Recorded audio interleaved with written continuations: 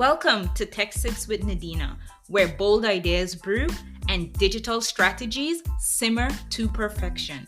I'm your chief strategy architect, here to guide you through the caffeine-charged world of CRM, IT, and yes, what I playfully call digit transformation. Think of it as a bite-sized tech wisdom, like the perfect espresso shot to kickstart your digital journey. Previously, we discussed about the metrics that mattered, the important metrics to your CRM. We also discussed in a future episode or episodes where we talk about metrics by persona. Today, I want to move metrics to momentum. We understand that turning CRM insights into decisive actions can be a major pain point.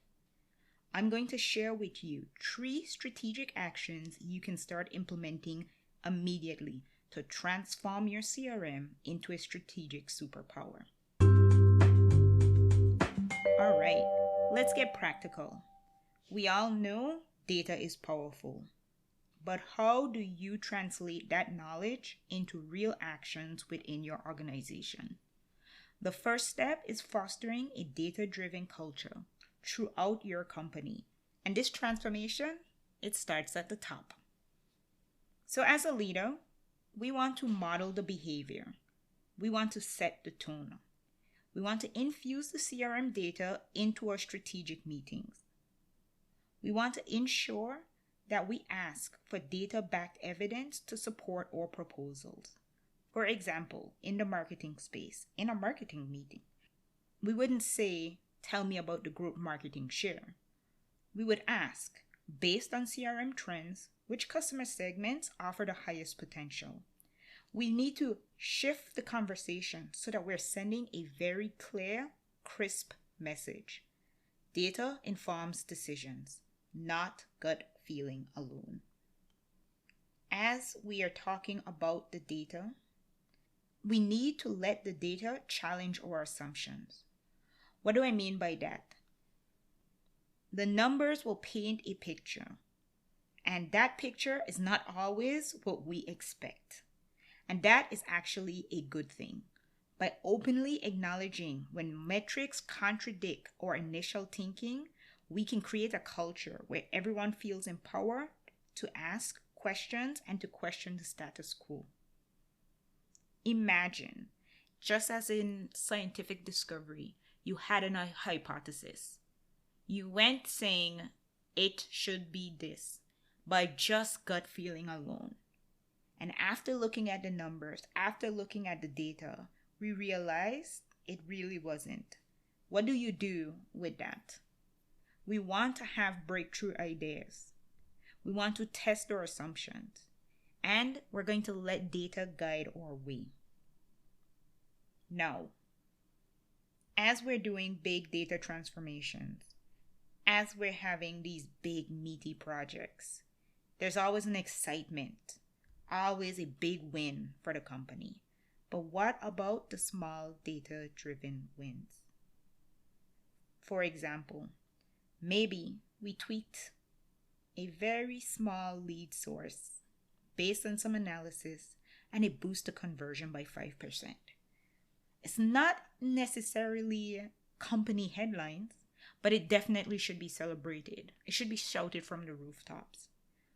Why? Because if we publicly acknowledge these successes, we're going to build trust. And some of these early wins will become the building blocks for data-centric organizations. Remember, as we're looking at those executive dashboards, and we're looking at the reports behind them, and we're looking at the data that makes up those reports, they have to have come from somewhere. We need to ensure that as we're looking at the big picture, we're also celebrating the small wins and we're building the momentum.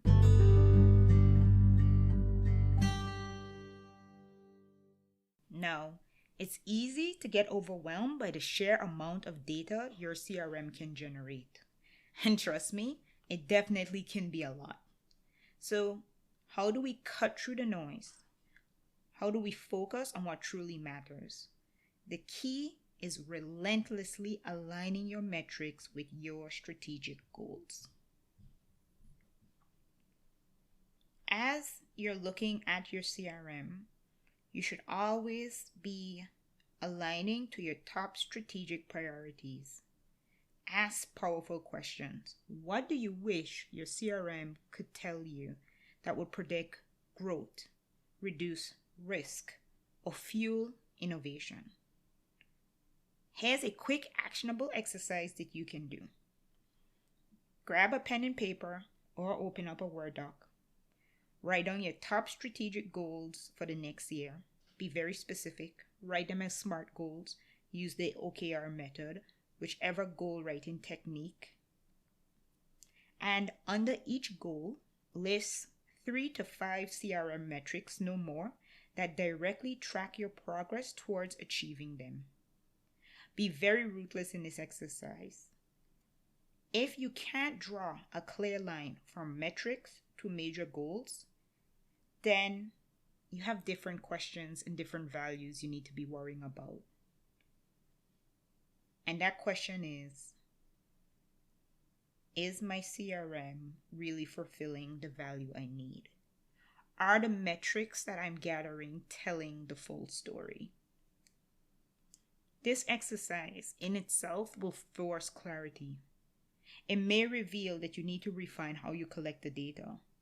It may reveal that data is missing.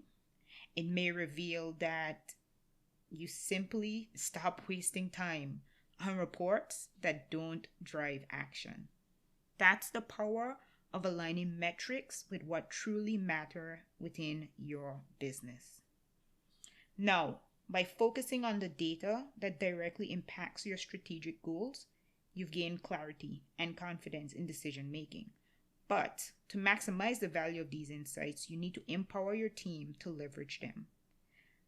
Let's dive into how you can do that without sacrificing control or creating a bottleneck.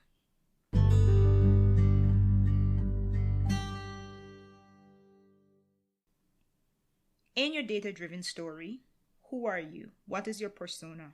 Are you the gatekeeper of data? Does your team constantly need to submit requests for reports, which then cause delays in their decision making? What about other teams? What about other business units? See, this can create frustration and prevent the agile action your business needs. You want safe, governed data.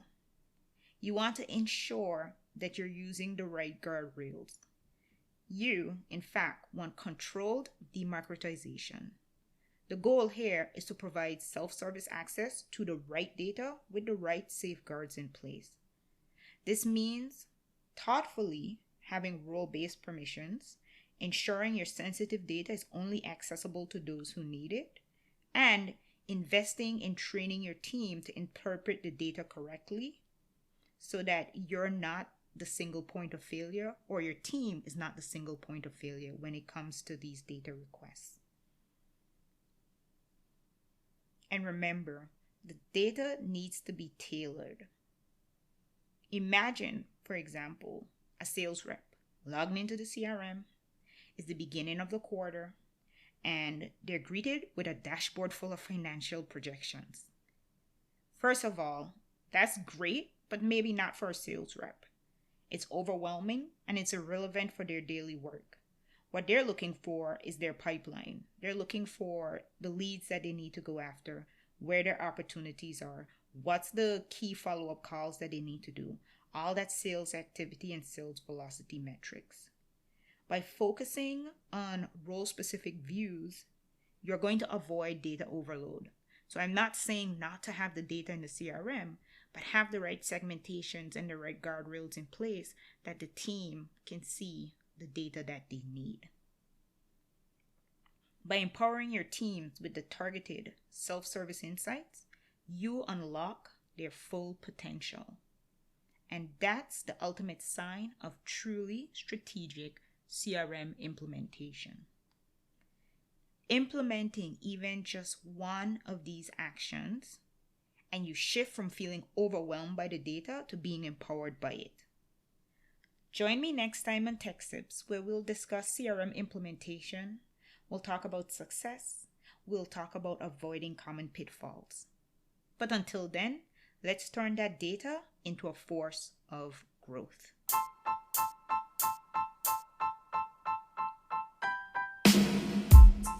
So, raise your mug to the future. Let's clink virtual teacups and savor the sweet digital success. Subscribe to TechSips with Nadina, and together we'll craft your future one strategic blend at a time.